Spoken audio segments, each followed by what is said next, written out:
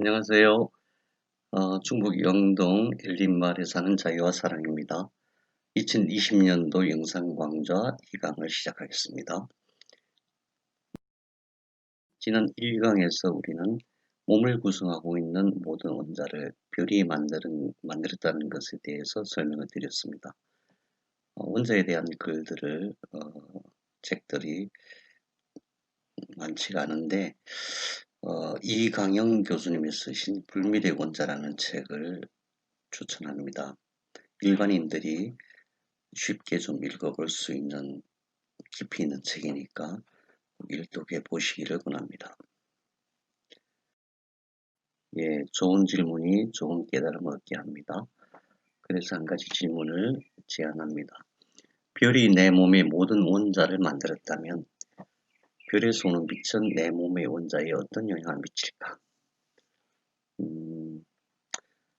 사실 지구에는 태양에서 들어오는 에너지, 태양의 빛보다 우주에서 들어오는 빛이 월등히 많을 수밖에 없습니다. 상상을 해보면은 우주가 얼마나 광대한지 은하를 넘어서 100억 년 전의 100억 년 전에 출발한 빛까지도 우리가 관측을 해볼 수가 있는데 그것이 눈에 보이든 눈에 보이지 않든 수많은 상상도 할 수 없이 많은 빛들이 지구를 향해서 들어오죠. 물론 태양계에도 스스로 자기를 보호하는 헬리오스피어라는 보호막이 있고 지구도 초당 시간당 한 1670km로 자전을 하면서 만들어내는 지구 자기장에 있어서 강력한 에너지를 어느 정도 흘러는 주지만은 측정이 가능한 에너지 또는 측정이 불가능한 그런 에너지들이 지구상에 엄청나게 많이 들어오죠. 그것들은 태양에서 오는 것보다 지구에서 들어오는 빛이 훨씬 많을 텐데 그 수많은 별에서 오는 빛들은 내 몸의 원자에 어떤 영향을 미칠 것인가 이런 상상을 한번 해보시는 것도 좋겠습니다.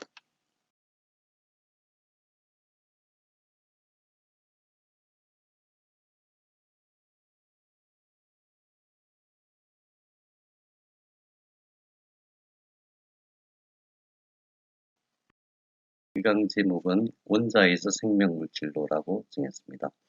원자가 어떻게 생명물질이 될 수 있을까 의심스럽다 하는 관점에서 보시면 좋겠습니다. 네, 생명물질의 종류는 여러 가지가 있겠지만 그 중에서 생명물질을 구성하는 가장 중요한 6가지 분자를 설명드립니다. 첫 번째 보이는 것이 산소가 하나 있고 그 다음에 수소가 2개 있으니까 H2O 물이 되죠.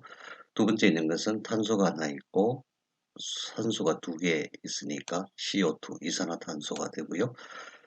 이 물과 이산화탄소가 서로 분해되고 결합되고 변화해서 만들어지는 것이 세 번째 있는 포도당입니다. 포도당에서 육각형 구조가 있는데 이 육각형의 모서리 부분들은 전부 탄소가 자리 잡고 있습니다. 탄소가 있는 것을 이렇게 생략하고 또 영어로 그린 거죠. 그 다음에 이 탄소가 변화해서 이 포도당이 변화해서 아미노산이 되고 그 다음에 핵산이 되고 그 다음에 ATP가 됩니다.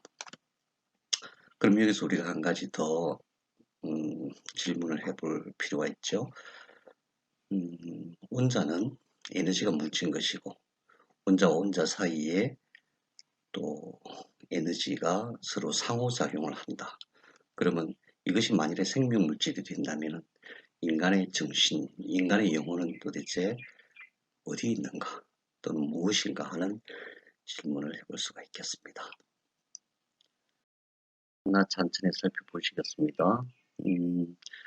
원자가 생명물질로 어떻게 존재하는가, 그 존재하는 방식인데 그것을 결합이라고 합니다. 결합. 이 결합의 종류가 공유결합, 수소결합, 이온결합, 금속결합이 있는데 생명물질은 대부분 공유결합과 수소결합의 형태로 존재를 합니다.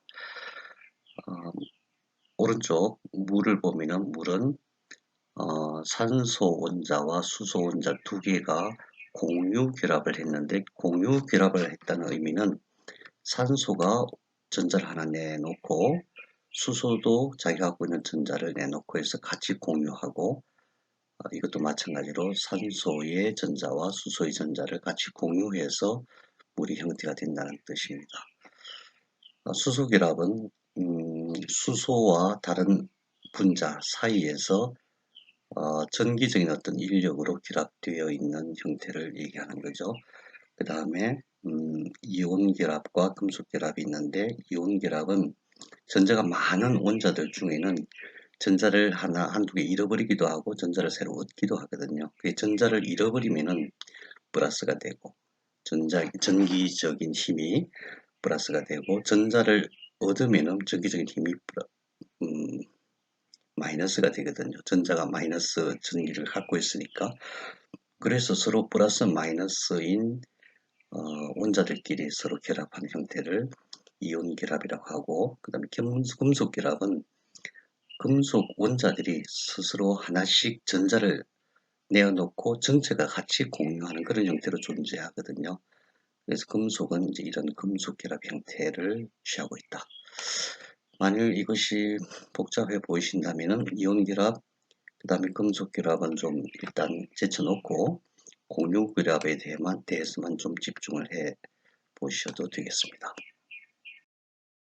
생명물질은 대부분 공유 결합과 수소 결합 형태로 존재를 하는데, 공유 결합하는 방식에 대해서 자세히 살펴보기 전에 한 가지 의문을 가질 필요가 있습니다. 원자는 원자핵과 전자로 구성이 되어 있는데, 전자는 원자핵의 외곽에 존재하잖아요. 각 원자마다 전자들이 있기 때문에 전자는 마이너스의 전기적인 힘을 가지고 있잖아요. 그러니까 서로 당겨질 수가 없는 거죠. 마이너스끼리 서로 밀어내는 힘이 작동을 하니까.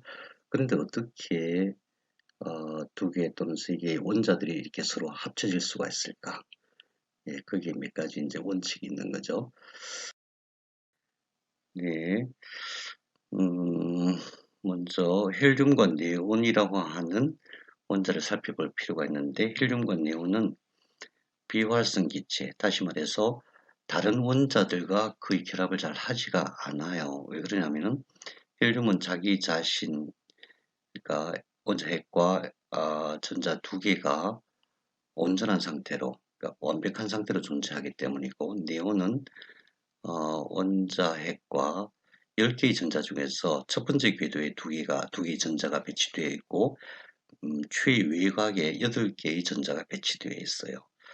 그래서 1궤도에서 2개의 전자가 배치되어 있거나 또는 2궤도에서 8개의 전자가 배치되어 있으면 매우 안정된 상태이기 때문에 서로 결합을 하지 않는다. 그렇다면 원자가 공유 결합을 할 때는 뭔가 부족한 것이 있어서 상대방과 결합해야 될 이유가 있어서 결합을 하는구나, 이렇게 생각해 볼 수 있죠. 네. 원자가 자기 스스로 부족한 것을 채우기 위해서 결합하는 규칙이 세 가지가 있는데, 그 중에 하나는 듀엣 규칙입니다. 듀엣 규칙은 수소와 같이 전자의 궤도가 하나밖에 없는 원자인 경우에는 그 하나밖에 없는 궤도상에 전자가 2개 있어야 안정이 된다는 뜻입니다. 그래서 수소 같은 경우는 전자 하나밖에 없으니까 하나의 전자를 더 확보하기 위해서 다른 원자들과 아주 쉽게 빈번하게 결합을 하게 됩니다. 그런데 이제 두 번째 옥텟 규칙은 외곽에 8개의 전자를 배치해야 안정화된다는 뜻인데, 탄소의 예를 들면 탄소는 전체 전자 수가 6개잖아요. 그래서 첫 번째 궤도상에 전자 2개가 배치되면은 두 번째 궤도상에 4개가 배치가 됩니다. 근데 8개를 채워야 되니까 4개의 전자가 더 필요하게 된 거죠. 그래서 탄소가 다른 원자들과 전자를 공유함으로써 이 8개의 전자를 채워서 안정화되게 되는 거죠. 질소도 같은 원리로 7개의 전자 중에서 1궤도상에 2개를 배치하고 두 번째 궤도상에 5개가 배치되어 있는데, 역시 8개를 채우기 위해서는 3개가 부족하죠. 그래서 다른 원자들과 전자를 공유함으로써 8개의 전자를 확보하게 되는 거고, 산소 같은 경우는 8개의 전자 중에서 1궤도상에 2개 배치, 그 다음에 2궤도상에 6개의 전자를 배치하니까 2개가 더 부족하게 됩니다. 이 2개를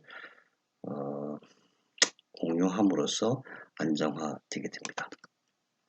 싸움의 원리는 싸움의 원리는 이게 이제 모든 전자가 이런 듀엣 모든 원자가 듀엣 규칙과 옥텟 규칙을 따르는 것이 아니고 전자 수가 많아지면은 굉장히 좀 복잡한 궤도를 가지게 되는데 그것을 같이 공부하기에는 좀 복잡하니까 다만 우리는 수소, 탄소, 산소, 질소에 집중해서 공부하면 되니까 우선 좀 간단하게 이해할 수가 있습니다. 전자가 어떻게 배치되는가, 궤도상에 어떻게 배치되는가 하는 것인데 여기서는 1궤도를 의미합니다. 1궤도상에서 뭐 수소는 전자가 하나밖에 없으니까 이런 형태로 배치가 되겠죠. 탄소도 6개 중에서 2개가 1궤도에 배치가 되는데 이렇게 반대 방향으로 스핀을 하면서 배치가 됩니다. 그러니까 전자가 같은 마이너스이지만은 회전하는 방향이 반대임으로 인해서 음양의 조화를 맞춘다 이런 의미죠. 그 다음에 탄소 같은 경우 이제 전자가 6개니까 1궤도상에 2개가 배치되고 나머지 4개가 2궤도상에 배치되는데 그 중에서 2궤도상에는 궤도가 2개가 있어요. 그래서 그 첫 번째 2궤도상에 있는 첫 번째 궤도를 먼저 채우고 그 다음에 2궤도상에 있는 두 번째 방을 하나씩 이렇게 채워 나갑니다. 그러면 여기서 순서대로 본다면 제일 먼저 전자를 여기 하나 채우고 그 다음에 여기 채우고 여기 채우고 여기 채우고 이런 순서대로 채우게 되겠죠. 질서로 본다면 이 궤도상에서 이 궤도상의 첫 번째 방에서 2개를 다 채운 다음에 이 궤도상에 방 하나마다 하나씩 채운 다음에 그 다음에 다른 원자와 전자를 공유할 때에 여기를 반대 방향으로 채우고 여기도 채우고 반대 방향으로 이렇게 반대 방향으로 채우게 됩니다. 산소 같은 경우도 이 궤도상에 첫 번째 방에 다 채우고 그 다음에 이 궤도상에 두 번째 방을 채울 때에 여기 첫 번째 방 채우고 두 번째 방 채우고 세 번째 방 채우고 그 다음에 하나 남는 것을 이 방에서 반대 방향으로 채우고 그 다음에 2개가 모자라겠죠? 이 2개 모자란 것은 공유결합으로 전자를 확보해서 스핀이 반대인 형태로 여기 하나 채우고 여기 하나 채우고 이런 형태로 전자를 채워나간다 이런 뜻입니다. 원자가 공유결합을 통해서 다른 원자들과 결합해서 분자가 되어지고 또 고분자가 되어져서 물질이 되어지는 과정을 공부하면 할수록 이게 너무 어렵고 복잡해서 쉽게 접근하기 어려운데 그럼에도 불구하고 우리가 이것을 잘 이해해야 되는 이유는 원자가 분자가 되지 못하면은 생명체가 될 수가 없다는 것이죠. 예를 들어서 달에 왜 생명체가 없냐 하면은 원자들이 그냥 원자인 상태, 그러니까 공유결합을 하지 않는 상태로 존재하기 때문에 그래요. 그래서 원자가 공유결합을 한다는 것이 곧 생명이 될 수 있다. 그런 의미이기 때문에 굉장히 중요하죠. 그럼에도 불구하고 다른 많은 지식들은 일단 제껴놓고 이 네 가지 사실만, 이 네 가지 지식만 꼭 기억하시면 좋겠습니다. 첫 번째, 수소는 양성자 하나와 전자로 되어져 있죠. 그런데 전자 하나만 가지고는 되게 불안정한 상태예요. 물론 전기적으로는 핵과 전자 사이에 안정을 이루고 있지만은 전자는 또 스스로 홀로 존재하지를 못해요. 그래서 수소는 반드시 다른 원자의 전자를 공유해서 2개를 확보해야만 안정한 상태가 됩니다. 그래서 수소는 하나를 공유할 전자를 하나를 필요로 한다. 이것을 보통은 수소는 팔이 하나 있다 이렇게 표현을 합니다. 그 다음에 탄소는 전체 전자수가 6개잖아요. 1궤도에 2개, 2궤도에 4개가 있으니까 4개가 있는데 싸움의 원리에 따라서 4개가 더 있어야만 안정화될 수가 있죠. 그래서 어, 이 탄소는 팔이 4개다 이렇게 얘기를 합니다. 다시 말해서 다른 원자와 결합할 수 있도록 팔을 딱 뻗어 갖고 있어서 다른 원자가 그 팔을 잡아줬을 때에 안정화 상태가 되고 그로 인해서 스스로 부족한 것을 채우고 다른 원자와 서로 공유해서 새로운 물질로 생명 물질로 역할을 하게 됩니다. 질소도 마찬가지. 그런데 질소는 공유할 전자가 3개가 필요하다. 그래서 질소는 팔이 3개가 있다. 3개의 팔을 항상 내뻗고 있어서 다른 원자와 팔을 붙잡고 안정화 상태가 된다. 3개가 팔이 3개다는 것을 꼭 기억하셔야 되고 산소는 팔이 2개다. 이것을 꼭 기억하셔야 됩니다. 수소는 팔이 하나, 탄소는 팔이 4개, 질소는 팔이 3개, 산소는 팔이 2개다. 팔이라고 하는 의미가 다른 원자와 서로 공유해서 자기 자신을 채우고 대신에 그로 인해서 스스로 변신한다는 거죠. 그래서 이게 참 놀라운 의미가 있는 것 같아요. 자기 자신의 부족한 것을 채움과 동시에 자기 자신의 정체성을 뛰어넘어서 새로운 존재, 새로운 기능, 새로운 역할을 하는 존재. 그것이 결국 생명물질이 존재하는 방식인 것입니다. 네, 원자가 존재하는 방식에 대한 의미를 살펴보겠습니다. 첫째, 모든 존재는 절대 균형을 추구한다. 우주가 발생하는 초기부터 절대 균형을 추구하는 방향으로 변화되어져 왔습니다. 그래서 원자도 분자도 모든 생명 물질도 전하의 균형, 스핀의 균형, 또 관계의 균형을 추구하기 위해서 변화하는 과정에서 그 변화하고자 하는 변화해야 되는 욕구가 변화의 원동력으로 작동을 하는 거죠. 원자는 핵과 전자 사이의 전하의 균형을 이미 이루고 있습니다. 핵은 플러스 1, 전자는 마이너스 1의 전하의 균형을 이루고 있는데 그런데 전자는 2분의 1 스핀을 갖고 있거든요. 그러니까 전자 혼자서는 스핀의 균형을 맞출 수가 없어요. 그래서 항상 전자는 2개가 같이 공존하는 방식으로 존재를 해서 짝이 필요한 거죠. 그 다음에 또 한 가지 생각할 것은 전자구름은 어떤 의미냐 하면은 전자가 핵과 전자 사이에서 어느 지점에서 일정한 위치, 일정한 방향으로 존재하는 것이 아니라 전자가 존재할 수 있는 가능성이 있는 그 궤도상에 전자가 존재하는 것으로 우리가 인식을 하고 있거든요. 그래서 전자는 항상 어떤 궤도, 어떤 일정한 공간에 존재할 가능성으로 존재하는데 이 말이 참 어렵죠. 왜 그러냐면 전자가 워낙 빨리 우리가 상상을 초월할 정도로 워낙 빨리 진동하기 때문에 그런데 어쨌든 그런 궤도를 형성하고 있단 말이죠. 그러면은 양성자와 중성자로 이루어져 있는 원자의 핵과 전자 궤도 사이에 전자가 존재하고 그 사이에 전자 기력이 관계를 한다면은 그 나머지 공간은 무엇으로 되어 있을까? 전자가 존재하지 않는 공간, 전자 궤도가 존재하지 않는 공간, 거기에는 근원 에너지, 공간 에너지 또는 스칼라 에너지라고 하는 우주의 근본적인 에너지가 존재하는 공간이다. 이렇게 볼 수가 있겠죠. 그 다음에 원자가 결합할 때에 참 신기하게도 전자를 서로 공유하고 거리가 가까워지죠. 그러면서 결합 에너지를 방출을 합니다. 거꾸로 원자가 서로 분리될 때 원자가 이제 결합한 것이 분자이고 분자가 분리되는 것이 원자 형태로 분리되는 거잖아요. 분리될 때 또 분리되는 데 필요한 에너지를 흡수를 해야 돼요. 그래서 원자가 결합할 때에 에너지를 방출한다.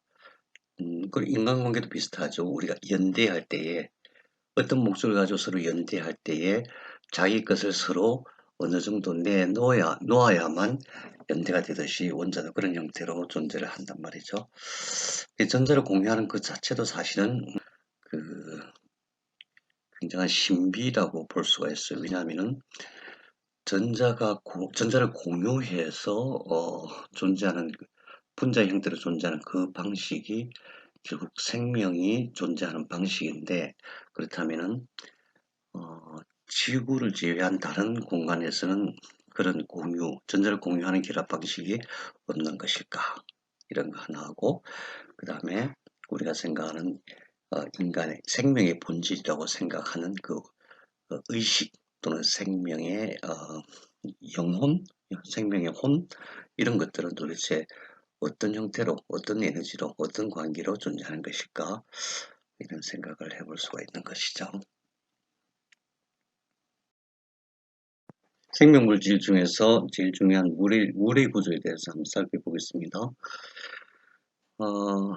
물과 이산화탄소가 모든 생명물질의 원천이라고 볼 수가 있는데요. 물은 우선 공유결합의 형태로 존재를 하죠. 예, 산소는 전자를 8개를 가지고 있는 원자이고, 수소는 전자 하나를 갖고 있는 원자죠. 그래서 기체 상태의 어떤 분자를 제외하고 인체 내에 존재하는 모든 원자 중에서 가장 작습니다. 왜냐하면 수소가 가장 작은 원자이기 때문에 그렇습니다. 그래서 물 분자는 산소가 하나의 팔을 내밀어 자기 전자를 내밀어서, 그 다음에 수소가 또 자기의 전자를 내밀어서 이것을 함께 공유함으로써 최위각 궤도에 8개의 전자를 배치하게 되고, 이렇게 해서 안정화된 상태입니다. 근데 이제 이 물의 특성 중에 하나가 극성이 있다는 것인데, 왜 그러냐면 어, 산소의 원자핵이 여기에 존재하고 전자가 외곽에 배치되어 있잖아요. 그러면은 수소가 있는 쪽의 전자보다 수소가 없는 쪽의 전자가 더 많거든요. 그래서 전자가 더 많으면 전자는 마이너스의 전하를 갖고 있으니까 이쪽이 마이너스가 되고, 수소가 있는 이쪽은 반대로 플러스가 됩니다. 그래서 마이너스 플러스라고 하는 극성을 가진 원자가 됩니다. 그리고 물은 분자 하나의 형태로 존재하는 것이 아니고 이런 형태로 클러스터를 이루어서 존재를 해요. 왜 그러냐면 이게 극성이 있기 때문에, 여기가 플러스, 이게 마이너스잖아요. 그럼 다른 물 분자하고 극성끼리 서로 인력이 생겨서 이렇게 뭉칠 수가 있어요. 그래서 물은 항상 이 클러스터 단위로 존재를 한다. 좋은 물이라고 하는 것은 이렇게 순수한 클러스터로 되어 있는 것들이고, 나쁜 물이라고 하는 것은 이 클러스터 사이사이에 이물질 다른 원자들이 끼어 있을 때, 그때 이제 오염된 물, 나쁜 물이라고 할 수 있는 거죠. 그 다음 또 한 가지 특징은, 물은 세포 속으로 들어갈 때에 분자 하나하나 단위로 들어가요. 그리고 또 한 가지는, 원래 세포 속으로 들어갈 때 극성이 있으면 잘 들어가지 못하게 되어 있거든요. 근데 물 분자는 극성이 있음에도 불구하고 세포막을 통해서 전용 통로를 통해서 들어가는데, 이제 이것이 사실은 과학계에서 굉장히 풀기 어려운 난제였던 거죠. 이것을 발견해서 노벨상을 받은 사실이었습니다. 그래서 물이 세포막으로 들어가는 통로를 아쿠아포린이라고 하는데, 다시 말하면 우리가 먹는 물은 물 클러스터 단위로 들어가는 것이 아니라 물 분자 하나하나 깨끗하게 오염되지 않은 상태로 이렇게 세포막으로 들어간다. 그래서 물에 대한 여러 가지 이론들이 있지만은, 이것을 근거로 해서 판단해 보면은 무엇이 옳고 무엇이 그런지 잘 아실 수가 있는 것입니다. 물과 생명 농도에 대한 설명입니다. 물이 생명 물질의 근본이라고 얘기를 하는데 왜 그런가? 우선 세포 내에 70%를 차지하는 것이 물이니까 뭐 그런가 보다 이럴 수도 있고, 또 몸이 물로 되어 있으니까 물이 생명 물질의 근원인가 보다 이렇게 생각할 수도 있는데, 물이 생명 물질로서 역할을 하는 가장 중요한 것은 이 두 가지입니다. 하나는 물 분자가 산소와 분리되면서 여기에 있던 수소가 양성자와 전자로 이렇게 나눠집니다. 다시 말하면은 물 분자가 분리되면서 두 개의 물 분자가 분리되면서 네 개의 전자와 네 개의 양성자와 산소로 이렇게 분리가 되는데, 이때 분리되는 전자와 양성자가 모든 생명 활동의 근본이에요. 그래서 우리 모든 생명 물질의 근본이라고 그렇게 얘기할 수 있는 것이고, 두 번째는 이 미토콘드리아의 전자전달계 그림인데요.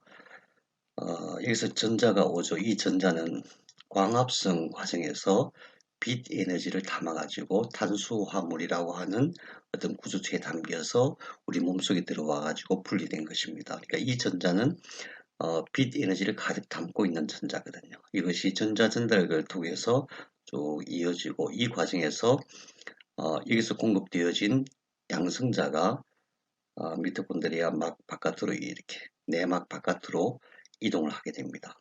그리고 전자는 이 내막으로 내막이 안쪽으로 이동을 하게 되죠. 그러면은 이 바깥에는 양성자가 가득해지죠. 전하로 따지면은 플러스가 가득해지는 것이고, 이 안쪽에는 전자가 많이 존재를 하겠죠. 그래서 이 농도 차이가 굉장히 중요한데, 만일에 이 양성자들이 계속 이어서 가득 차게 되어도 세포가 살아남을 수가 없어요. 만일에 전자가 이게 가득 차기만 해도 살아남을 수가 없어요. 이때 우리가 호흡을 통해서 흡수한 산소가 들어와 가지고 여기에 있는 양성자와 전자와 결합한 다음에 다시 물로 변화를 합니다. 아까 두 개의 물 분자가 네 개의 전자, 네 개의 양성자, 산소 이렇게 되듯이 거꾸로 산소가 양성자와 전자와 결합한 다음에 물이 되는 거죠. 그래서 결국은 이런 형태로 인해서 우리 몸에서 생명 농도가 정해지는데, 우리는 요즘 항산화 물질, 항산화제를 굉장히 선호하는 경향이 있죠. 이 항산화제에서 기억해야 될 것은 산화가 무엇이고 환원이 무엇이냐, 이 개념이거든요. 산화됐다는 얘기는 전자가 부족하다는 얘기이기도 하고, 또 양성자가 너무 많다는 얘기이기도 해요. 또 환원이라고 하는 것은 전자가 충분하다는 얘기고 양성자가 적당하게 존재한다, 이런 뜻이거든요. 그래서 우리가 항산화제를 가지고 이것을 조절하는 것은 한계가 있어요. 왜냐하면은 어느 한쪽이 많아서는 안 되거든요. 예를 들어서 항산화제를 많이 먹으면은 전자가 많이 공급되어지고 양성자 농도가 준다. 양성자 농도가 기준치 이하로 떨어지면 오히려 세포가 망가질 수 있는 거죠. 그래서 항산화제를 선택할 때 제일 중요한 것은 무조건 환원을 시킨다. 항산화제를 먹어서 전자를 많이 공급하거나 또는 양성자를 농도를 줄여서 환원을 시키는 기능만을 생각할 것이 아니라, 항산화제가 들어가서 만일에 전자를 공급하게 되면, 다시 말해서 항산화 역할을 다 하면은 그 자기 자신은 다시 거꾸로 산화가 되거든요. 그래서 몸은 그것을 어떻게 조절하냐 하면은 주로 글루타치온이라고 하는 단백질, 몸이 스스로 만들어낸 글루타치온이 산화와 환원을 스스로 적절하게 조절하는 그런 역할을 해요. 그래서 우리 몸에서 어, 항산화가 굉장히 중요하긴 하지만은 어떤 방식으로 항산화를 할 것인가 하는 것에 대해서는 좀 다른 생각을 가져야 되지 않을까, 이런 생각을 하게 됩니다. 활성산소에 대해서 살펴보겠습니다. 예, 여기 보이는 것이 활성산소의 종류인데, 이게 이제 전자의 배치를 정확하게 그려놓은 그림은 아니에요. 근데 종류를 아주 한눈에 알아볼 수 있게 그린 그림이라서 갖고 왔습니다. 우선 산소가 일중한 산소가 되는 경우가 있고 수포옥사이드가 되는 경우가 있어요. 둘 다 이제 활성산소에 속하죠. 일중한 산소는 전자가 두 개가 부족한 거고, 수포옥사이드는 거꾸로 전자가 하나가 남는 거예요. 전자가 부족하니까 전자 두 개를 채우기 위해서 다른 분자가 갖고 있던 그런 전자를 뺏어오는 경우가 생기죠. 그럴 경우에 피부나 눈에 상처가 생기는 것이고, 수폭사이드는 전자가 하나 남는데 무슨 문제가 생길 수 있을까 생각할 수 있는데, 이것은 과산화수소를 만들기도 하고 하이드록시 라디칼을 만들기도 해요. 그래서 전자가 하나 남는 이 수포옥사이드가, 여기 보면 이제 이게 과산화수소인데, 과산화수소는 H2O2잖아요. 원래 H2O가 정상적인 물인데 산소가 하나 더 붙어 있는 거예요. 전자를 여기서 공급했기 때문에 그런 거죠. 전자가 남으니까. 그래서 과산화수소 H2O2는 사실은 크게 문제되는 건 아니에요. 이것은 우리 몸속에서 카탈라제라고 하는 효소에 의해서 정상적인 물과 산소로 잘 분해되기도 하고, 또 남아있는 과산화수소는 항생제와 같은 그런 역할을 하기 때문에 크게 문제가 되는 건 아니죠. 근데 이것이 하이드록시 라디칼을 만들 때는 이게 큰 문제가 돼요. 이것은 뭐냐 하면은, 원래 물 분자가 이렇게 되어 있잖아요. 산소 하나에 수소 두 개. 그런데 이것이 분해될 때에 여기 있던 수소가 이제 떨어져 나갔죠. 수소가 떨어져 나갈 때에 자기의 전자를 놔두고 그냥 떨어져 나가면 문제가 안 돼요. 그러니까 여기서 H라고 하는 것은 전자를 놔두고, 자기 전자를 놔두고 떠난 것이죠. 그것이 이제 양성자가 되는 거예요. 그러면 수산기가 마이너스 1가가 되죠. 전자가 하나가 남는 분자가 되는 거죠. 이럴 때는 아무 문제가 안 돼요. 그런데 만일에 물이 분해되는 과정에서, 다시 말해서 수소가 하나 떠나는 과정에서 자기 전자를 가지고 떠났을 때, 이때 문제돼요. 아니, 자기가 자기 전자를 가지고 떠났는데 왜 문제가 될까? 이때 수산기가 전자가 하나 없는 부족한 상태가 돼요. 그래서 이 전자 하나를 채우기 위해서 어, 그냥 거의 발악을 해요. 근데 이 주로 어디서 전자를 채우냐 하면은 어, 세포 속에, 세포의 핵 그 속에 있는 염색체에서 전자를 하나 뺏어오죠. 그렇게 되면은 염색체가 잘라져 나가거나 돌연변이를 일으키게 됩니다. 그래서 이 하이드록시 라디칼이 암의 근본적인 원인이다 이렇게 주장하고 하기도 해요. 자, 그러면은 어떤 경우에 수소가 자기 전자를 가지고 떠날까? 이 두 가지 경우를 예시해 놨는데, 하나는 과산화수소수가 이가철을 만났을 때, 이가철이라는 게 뭐냐 하면은 철인데, 철 원자인데 플러스 이가라는 얘기는 플러스 2만큼의 전기력을 가진다는 뜻이거든요. 그 얘기는 거꾸로 말하면 전자가 두 개가 부족하다는 뜻이기도 해요.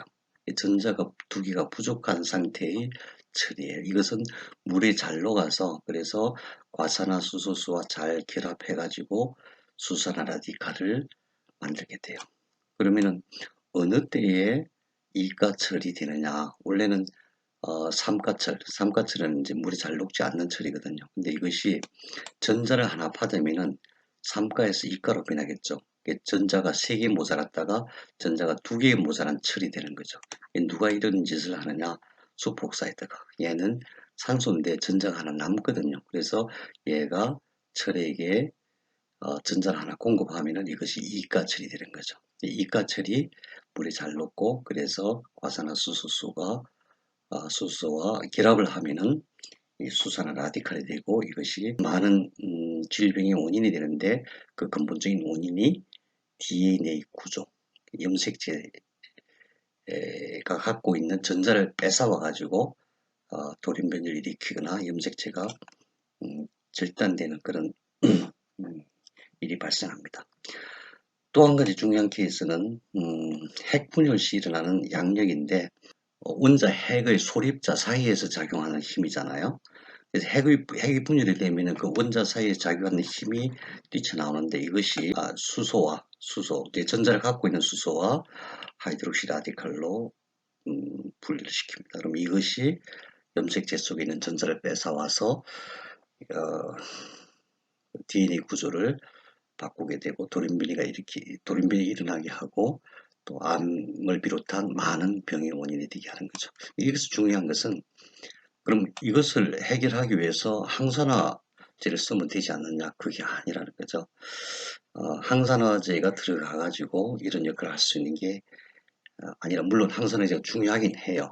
중요하지만은 항산화제로 활성산소를 다 해결할 수 있는 것은 아니다. 이런 측면에서 살펴보시면 좋겠습니다. 예, 이제 기본 생명물질 이산화탄소에 대해서 살펴보겠습니다. 물이 생명의 기본 물질인 것은 누구나 다 알고 있는 사실이지만은 이산화탄소가 생명의 기본 물질이라고 생각하는 사람 많지 않죠. 어, 그런데 물과 이산화탄소가 없으면 생명 물질이 만들어질 수가 없습니다. 이것은 모든 생명이 에너지를 얻는 과정입니다. 그 모든 생명이 생명 활동에 있어서 필요한 에너지를 어디서 얻냐면은 빛에서 얻습니다. 빛. 사람이든 식물이든 빛에서 얻는데 우선 식물이 광합성 과정을 통해서 빛을 저장하는 과정을 살펴보면은 빛은 광자죠. 광자가 초당 수천억 개가 광합성 그 안테나에 들어옵니다. 그러면은 그 광자를 어디에다 담냐 하면은 전자에다 담아야 돼요. 그러면은 전자는 엄청나게 빠르게 요동하잖아요. 순식간에 이탈이 되기 때문에 그 전자를 고정하는 게 필요해요. 그 고정을 누가 하냐면은 탄소가 합니다. 그러니까 빛 에너지를 담기 위해서는 첫 번째로 전자와 탄소가 필요하죠. 그래서 탄소는 CO2를 분해해서 얻고 전자는 물을 분해해서 얻습니다. 그래서 어, 이, 이 CO2가 없으면은 여기서 탄소를 구할 수가 없기 때문에 빛 에너지를 담을 수가 없는 거죠. 그렇게 해서 결합돼 가지고 빛 에너지를 담은 그릇이 바로 포도당입니다. 식물이 포도당 속에다가 빛 에너지를 담아 놓으면은 동물은 그 포도당을 음식으로 먹고서 그 포도당 속에 있는 전자를 분해해 가지고 그 전자 속에 있는 에너지를 쓰게 됩니다. 그러면 최종적으로 이것이 나중에 CO2 이산화탄소와 물로 재결합이 되는데 이때 이산화탄소는 우리가 호흡으로 배출을 하고 세포 속에는 물이 남습니다. 처음에 이산화탄소와 물로 시작해서 이산화탄소와 물로 끝나는 것이죠. 그럼 이산화탄소가 어떤 구조로 되어 있는지 한번 살펴보세요. 탄소 하나와 산소 원자 두 개로 되어 있죠. 그러니까 기억하시죠? 탄소는 팔이 4개, 팔이 4개. 그러니까 4개를 공유해야만 안정화될 수 있고 산소는 팔이 2개, 2개의 전자를 공유해야 돼요. 그래서 이런 형태로 공유를 합니다. 탄소와 산소 사이에 이것은 산소의 전자, 이것은 탄소의 전자. 산소는 2개만 있어도 충분하죠. 탄소는 2개만 있으면 부족하죠. 4개가 있어야 되니까. 그래서 산소가 하나 더 필요합니다. 그래서 여기서 산소의 전자, 탄소의 전자 이렇게 공유해서 결과적으로 탄소는 4개의 전자를 더 공유하고 산소는 각각 2개의 전자를 공유해서 이런 형태로 존재를 하는 것입니다. 네. 네, 이산화탄소와 포도당에 대한 설명입니다. 어떤 관점에서 보셔야 되냐면은 이제 포도당이 사실은 모든 생명물질의 기본 구조를 제공해요. 이것이 이제 변화해서 핵산이 되고 아미노산이 되고 심지어 ATP 구조도 되고 그렇거든요. 그래서 이 구조를 살펴보고 여기에 물과 이산화탄소가 어떤 역할을 하는지 그걸 살펴보도록 하겠습니다. 우선 왼쪽에 있는 그림은 어, 포도당의 구조 중에서 이렇게 고리 형태를 육탄당의 형태를 이루고 있는 것이고 대부분 이런 형태로 존재합니다. 그 다음에 오른쪽에 그림은 이것이 어, 이제 분리되기 위해서 예를 들어 변화하려면은 여기서 이렇게 잘라져야 되거든요. 잘라져서 6탄당이 3탄당이 되고 또 잘라져서 뭐가 붙고 뭐 이런 식으로 변화하게 되거든요. 이 두 가지 형태를 기억하셔야 되는데 여기서 중요한 것은 여기 산소가 하나 있죠. 그 다음에 여기 끝까지는 이게 있는데 탄소가 있는데 C를 생략한 겁니다. 항상 6탄당 뭐 5탄당, 4탄당, 3탄당 이런 구조가 나올 때는 이 꺾어진 부분이 탄소라는 것을 늘 기억하시고, 그다음에 또 중요한 것은 산소는 팔이 2개, 수소는 팔이 하나, 탄소는 팔이 4개, 이걸 기억하셔야 되거든요. 그래서 4개의 팔을 가지고 서로 공유를 한다, 기억을 하시면 됩니다. 그래서 여기 있는 탄소를 1번 탄소라고 하고, 여기 있는 탄소를 2번 탄소, 여기가 3번, 4번, 5번, 6번, 그렇게 해서 6번 탄소, 6개의 탄소를 가진 구조체. 그래서 그것을 6탄당이라고 표현합니다. 그럼 이 탄소는 어디서 왔느냐? 예, 전부 이산화탄소에서 온 것입니다. 그러면은 여기에 산소와 또 수소가 있죠. 이 수소는 전부 물이 분해되는 과정에서 나옵니다. 정확하게 말하면은 물은 산소와 수소로 되어 있으니까 산소가 떨어져 나가면은 수소가 되는 것이죠. 산소가 또 전자를 가지고 떨어져 나가면은 양성자가 되는 것이죠. 그래서 이 구조, 이 모든 생명의 기본 구조라고 할 수 있는 포도당의 모든 요소들은 전부 이산화탄소와 물에서 온 것이다. 그래서 이산화탄소와 물이 모든 생명 물질의 근본이다. 근데 그것이 우리 몸속에 들어와서 어떤 생명 물질로 변화하기 위해서는 제일 먼저 포도당 형태로 시작이 됩니다. 여기서 모든 것이 변화해요. 탄소가 포도당 형태, 이 포도당이라고 하는 것은 아까 말씀드렸다시피 빛 에너지를 담은 전자를 이렇게 가둬놓는 그런 형태인 거죠. 이것이 나중에 아미노산이 되고, 아미노산이 RNA에 의해서 결합되어지는 것이 단백질이 되고, 이것이 우리가 말하는 모든 생명물질이죠. 효소, 신경, 전달물질, 호르몬 전부 다 이 형태입니다.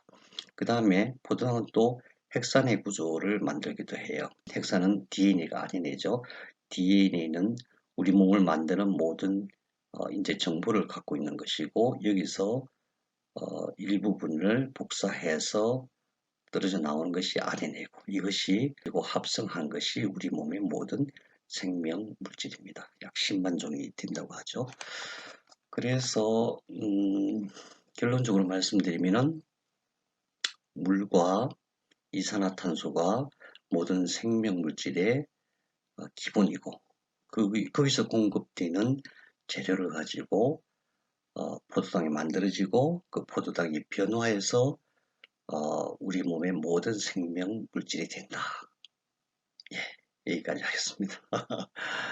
오늘 강좌가 굉장히 재미없다는 것을 잘 알고 있고요. 또 이것까지 뭐 공부해야 되나 이런 생각 드실 것도 뻔한데, 제가 꼭 말씀드리고 싶은 것은 우리가 생화학을 깊이 공부하지 않는다 하더라도 앞으로 DNA나 RNA나 또는 뇌를 공부할 때, 또는 신경물질 이런 것을 공부할 때, 몸의 구조를 공부할 때 이것이 가장 기본이 되는 지식이거든요. 그래서 이것만큼은 꼭 좀 이해를 하고 계셨으면 좋겠습니다. 처음에 보여드렸던 그림이죠. 네, 이것이 물입니다. 물이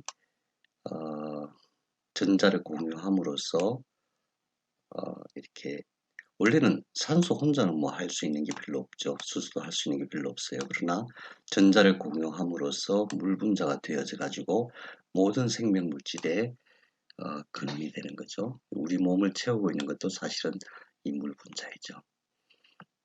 그 다음에 이것이 탄소입니다. 아까하고 형태가 좀 다르죠. 이것은 전자의 배치를 그대로 다 그려놓은 거고요. 이것은 약식으로 그려놓은 겁니다. 이 줄 하나가 전자 2개를 의미합니다. 이 줄 하나에 산소가 내밀은 전자 하나, 탄소가 내밀은 전자 하나. 그러니까 이것은 이중결합이라고 해요. 그러니까 이 줄 2개의 전자가 4개가 있다는 뜻이 됩니다. 이것이 이제 이산화탄소인데, 이산화탄소가 모든 생명 물질의 구조체를 만드는데 탄소를 제공하는 물질이다. 이 2가지가 모든 생명 물질의 기본이다. 이것으로 인해서 제일 먼저 형성되어지는 것이 포도당 구조죠.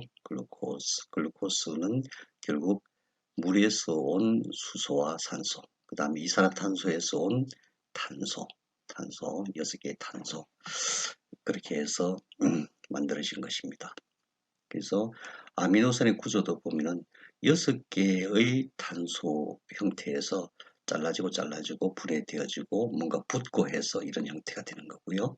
이건 핵산의 구조인데 핵산도 마찬가지로 여기에 물론 PO3 인산기가 붙어 있지만은 이 구조는 전부 다 이게 6탄당, 탄소가 6개가 있는 거고 이거는 5탄당, 탄소가 5개가 있는 거죠. 탄소가 구조체를 이루고 거기에 산소, 또 질소, 수소 이런 것들이 붙어 있는 형태가 되거든요. 그래서 탄소가 구조체를 형성한다. 그 다음에 물에서 산소와 수소를 공급한다. 여기서 이제 특이한 것은 다른 건 전부 수소, 탄소, 산소, 투소, 탄소, 산소인데 이게 질소가 들어가요. 질소가. 그 다음에 이것은 ATP거든요. ATP. 아데노신 3인산. 우리 몸이 필요로 하는 모든 에너지는 전부 이런 형태로 존재합니다. 이것 자체가 에너지가 되는 게 아니라 여기서 이게 툭 떨어져 나가면서 어, 약 7.3kcal 에너지가 발생해요. 그래서 그 에너지를 쓰는데 하루에 우리가 생산하는 이 ATP 분자가 약 60kg, 60kg을 생산해서 60kg을 하루에 다 쓰는 거. 그러니까 이 에너지가 없으면은 오장육부도 움직이지 않고 근육도 움직일 수 없고 눈도 안 움직이고 네, 뇌도 안 움직이고 그래서 이것이 얼마나 중요한지 모르는데 이것도 마찬가지로 이 구조가 여기서부터 시작됐다는 거. 이것은 탄소가 구조체를 만들었다는 거. 이걸 기억하시면 좋겠습니다. 네.